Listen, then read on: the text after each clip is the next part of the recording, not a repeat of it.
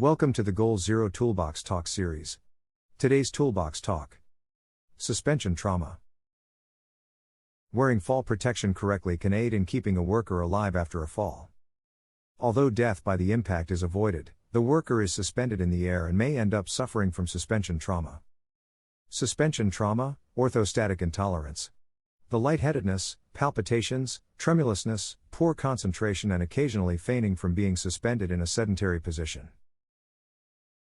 Healthcare professionals note that if a worker is left suspended in a fall protection device and their legs are immobile due to vertical hanging, the following can happen. Blood will not effectively pump back to the heart. Blood pools in the legs, causing veins to expand and reducing the amount of blood in circulation. The body reacts by speeding up the heart rate to maintain blood flow to the brain. Suspension trauma can result in fainting, organ and renal failure, and death. Death from suspension trauma can occur in less than 30 minutes. Brain damage can occur in 10 minutes. To prevent suspension trauma, plan for falls by having a rescue plan in place and workers trained on it. Rescue suspended workers as soon as possible. The rescue plan should be able to be implemented within 10 minutes.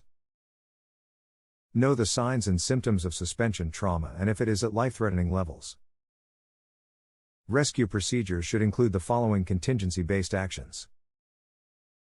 If a worker is suspended and self-rescue is not possible, or if rescue cannot be performed right away, the suspended worker should pump their legs frequently to reduce blood pooling. After the suspended worker is brought down, seat them in a W position. Do not allow rescued workers to lie flat or stand upright after rescue. If the rescued worker is unconscious, keep their air passages open and provide first aid. Workers who are rescued after being suspended should go to the hospital immediately. Monitor the suspended worker for signs and symptoms of suspension trauma. Suspension trauma is like shock. Look for the following symptoms: breathlessness, sweating, nausea, dizziness, faintness, tingling or numbness of the arms or legs, low blood pressure, and unconsciousness.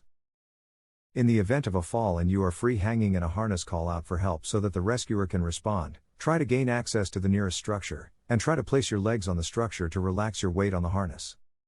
Try to pump your legs frequently to activate muscles and reduce the risk of venous buildup. Support points can be used to relieve pressure, delay symptoms, and support muscle pumping.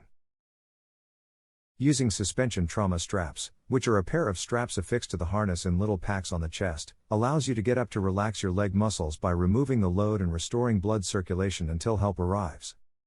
When a worker falls and rests, he unwinds the straps, hooks them together, and presses their weight against the straps.